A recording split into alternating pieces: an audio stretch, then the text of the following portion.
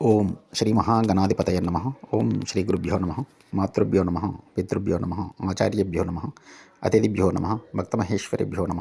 ఓం శ్రీ మాత్రే నమ. మన గృహ అష్టలక్ష్మి వాస్తు ఛానల్కి స్వాగతం, సుస్వాగతం. వీక్షకులందరికీ ప్రత్యేక ధన్యవాదములండి. ముఖ్యంగా గృహ ఆవరణ ఎత్తుపల్లాల గురించి మనం ఇప్పుడు ఈ వీడియోలో తెలుసుకుందాము.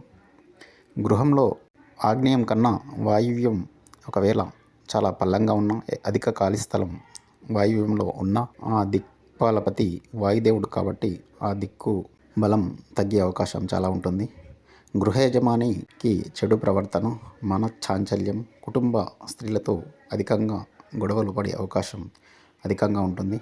దీనికి వ్యతిరేకంగా ఒకవేళ నైరుతి మరియు పశ్చిమ నైరుతి మరియు దక్షిణం ఆగ్నేయం కన్నా ఒకవేళ పల్లంగా వాయువ్యం ఉన్న గృహ యజమాని సుఖ శాంతులు, మానసిక బలము మరియు ఆరోగ్యం మరియు ఐశ్వర్యం గృహ యజమానికి అధికంగా కలిగే అవకాశం ఉంటుంది. ఓం నమః శివాయ.